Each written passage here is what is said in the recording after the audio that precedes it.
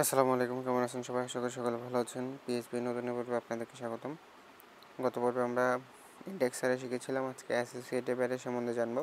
তো অ্যাসোসিয়েটিভ অ্যারেটা হচ্ছে যে আমরা ইন্ডেক্স অ্যারেটা যেটা দেখেছিলাম, ইন্ডেক্সের নাম্বারটা আমরা অ্যাসোসিয়েটিভ অ্যারের মধ্যে ওই ইন্ডেক্স নাম্বারটার জায়গায় আমরা নিজেরা কোনো একটা ভ্যালু অ্যাসাইন করে দিতে পারি এবং পরবর্তীতে সেটাতে ব্যবহার করে আমরা সেই অ্যারেটাকে অ্যাক্সেস করতে পারি। এটাই হচ্ছে অ্যাসোসিয়েটিভ অ্যারে এবং ইন্ডেক্স অ্যারের মধ্যে পার্থক্য, আদারওয়াইজ ইটস সিমিলার। তো চলুন আমরা আমাদের এডিটরে যাই এবং আমরা একটা অ্যাসোসিয়েটিভ অ্যারে তৈরি করি। ধরেন আমরা এখানে একটা ভেরিয়েবল নিব হচ্ছে এজ নামে, এবং এজ নামে একটা ভেরিয়েবল নিয়ে আমরা এখানে লিখব হচ্ছে অ্যারে। এখানে আমরা এজ নিব কার, পিটারের এজ হচ্ছে ধরেন 35, রিয়াজ 24, জন নেই, জনের এজ হচ্ছে 46। ঠিক আছে, এই হচ্ছে আমার একটা অ্যাসোসিয়েটিভ অ্যারে, যেখানে আমরা এই যে এখানে ইন্ডেক্স নাম্বার হইতো এবং এটা হতো ভ্যালু। এই ইন্ডেক্স নাম্বারের জায়গায় আমরা ভ্যালুটাকে অ্যাসাইন করে দিয়েছি, এইটুকুই হচ্ছে ডিফারেন্স। তো এটাকে আমরা অ্যাক্সেস কীভাবে করব? এটাকে অ্যাক্সেস করার জন্য আমরা ইকো করে বলবো এখানে ধরেন প্রথমে আছে কি পিটার, তাহলে লিখলাম পিটার ইজ, এখানে একটা কনকাটেশন দিয়ে এখানে ভেরিয়েবলটা লিখবো এবং এই যে এখানে ইন্ডেক্স নাম্বারটা দিতাম, এখানে আমরা শুধু পিটার দিয়ে দিব। তা হইলেই আমাদের এখানে কাজটা হয়ে যাবে। এই যে এখান থেকে ইন্ডেক্স নাম্বারের জায়গায় আমরা এটাকে কপি করে দিয়ে দিব, দিয়ে আমরা ব্রাউজারে রান করি। দেখেন এখানে আছে পিটার ইজ 30 ইয়ার্স ওল্ড। তো এইখানে আমি যদি আরেকটা স্পেস দিয়ে দিই, সুন্দর আসবে ওল্ড। তারপরের ভ্যালুটা বা পরের জনের ভ্যালুটা বা এখানে আরও যদি কোনো লেখা অ্যাড করতে চাই, তো এখানে ডট দিয়ে অবশ্যই ইনভার্টেড কমা দিয়ে লিখতে হবে। এখানে আমরা লিখলাম যে পিটার ইজ 35 ইয়ার্স ওল্ড। এই লেখাটা যদি আমরা প্রত্যেকজনের জন্য এইভাবে বারবার করতে চাই, সেই জন্য আমাদেরকে অবশ্যই লুপ ব্যবহার করতে হয়। আমরা জানি যে পিএইচপিতে লুপ মানে অ্যারে ব্যবহার করার জন্য দুইটা লুপ আছে, একটা হচ্ছে ফর লুপ এবং ফর ইচ লুপ। তো আমরা এইটার জন্য ফর ইচ লুপের ব্যবহার করব। তো ফর ইচ লুপ দিয়ে আমরা যদি এটাকে অ্যাক্সেস করতে চাই, সবগুলো ভ্যালুকে অটোমেটিক একসাথে বের করতে চাই, তাহলে আমাদেরকে লিখতে হবে এখানে ফর ইচ, অ্যান্ড এখানে আমাদেরকে ফার্স্ট ব্র্যাকেট দিয়ে আমরা লিখতে হবে আমাদের ভেরিয়েবলটা, যেই ভেরিয়েবলের মধ্যে অ্যারে আছে, এবং এখানে লিখতে হবে অ্যাজ, এবং অ্যাজ লিখে এখানে আমরা যে কোনো একটা নিতে পারি, যে কোনো একটা নাম্বার নিতে পারি যেটার মধ্যে ভ্যালু থাকবে।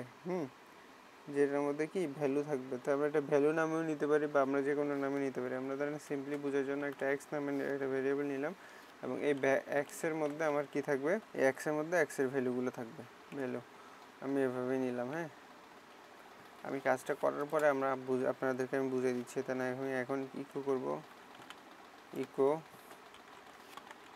কি অ্যান্ড কি, তারপর এক্স, আবার কনকাটেশন করে ভ্যালু, আমার ভ্যালু হচ্ছে কি, যেমন এক্স ভ্যালু, আমরা একটা বিআর দিয়ে দিই এখানে, বা এখানে না, এখানে আমরা একটা ইকো করে বিআর দিয়ে দিলাম।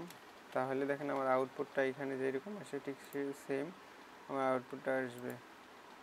এই যে কি পিটার এবং ভ্যালু 35, এখন বুঝবেন আরও ভালো। এখন দেখেন কি পিটার, হ্যাঁ, তারপর হচ্ছে আচ্ছা ভ্যালুর এখানে একটা স্পেস দরকার, ভ্যালু হচ্ছে কি 35, আর ভ্যালুর জায়গায় আমি এখানে দিতে পারি এইচ, এইচ দিলে আমরা বুঝবেন যে এইচ এত, বা এখানে কির জায়গায় আমি লিখতে পারি হচ্ছে নাম হচ্ছে পিটার, তারপরে এইচ হচ্ছে 35। তো এখানে কাজটা করলো কি, যেমন এখানে আমি লিখলাম হচ্ছে এইচ, এটা ভেরিয়েবলের নামটা নিলাম, এখানে লিখলাম অ্যাজ, তারপরে হচ্ছে কি একটা ভেরিয়েবল নিলাম বা একটা ভেরিয়েবল নিলাম। ভেরিয়েবলের মধ্যে আমার কি আসলো, এই যে এখানকার ভ্যালুগুলো আছে, এই যে 35, 24, 46, এই জিনিসগুলো আমার এই প্রথম ভেরিয়েবলটাতে স্টোর হবে। হ্যাঁ, এখন এই প্রথম ভেরিয়েবলটা যখন ইয়াগুলো স্টোর হবে, এই ইন্ডেক্সগুলো স্টোর হবে, এবং ইন্ডেক্সগুলো স্টোর হওয়ার পরে এই যে এই ভ্যালুটা নিলাম, এটার মধ্যে আমার কি আসলো, এই ভ্যালুগুলো আসলো। তখন দুইটা ভেরিয়েবল নিয়ে একটা ভেরিয়েবলের মধ্যে আরেকটা ভেরিয়েবলের ভ্যালুটা অ্যাসাইন করলাম, এবং এখানে যখন আমরা এটাকে নিলাম, যেমন প্রথম ভেরিয়েবলে আমার আসছে কি হচ্ছে এই যে নামটা, এই যে এক্সের যেইটা প্রথম এক্স নিলাম, এটার নাম, এটা আমরা এক্স না নিয়ে এটা যদি আমরা চাইতাম যে নেম নামে নিতাম তাও পারতাম, কোনো অসুবিধা হতো না। তো এখানে আমাদেরকে বলে দিতে হইতো যে নেম, এবং এখানে দিতে হইতো এইজ। ধরো এখানে আমরা যদি সেকেন্ড ভেরিয়েবলটা নিতাম যে এইজ, এটাও নিতে পারতাম, এবং এখানে আমরা বলে দিব হচ্ছে এই যে এইজ। ব্যাস,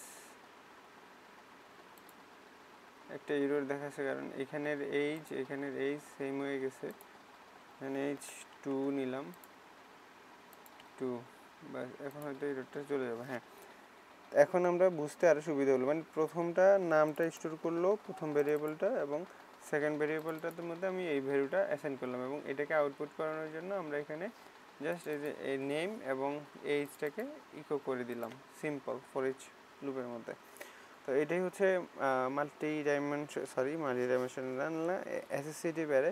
তো অ্যাসোসিয়েটিভ অ্যারে আশা করি বুঝতে পেরেছেন। যদি কোনো অসুবিধা হয় তাহলে অবশ্যই কমেন্ট করবেন, আর পরবর্তী ভিডিও দেখার জন্য আমার চ্যানেলে সাবস্ক্রাইব করে সাথেই থাকবেন।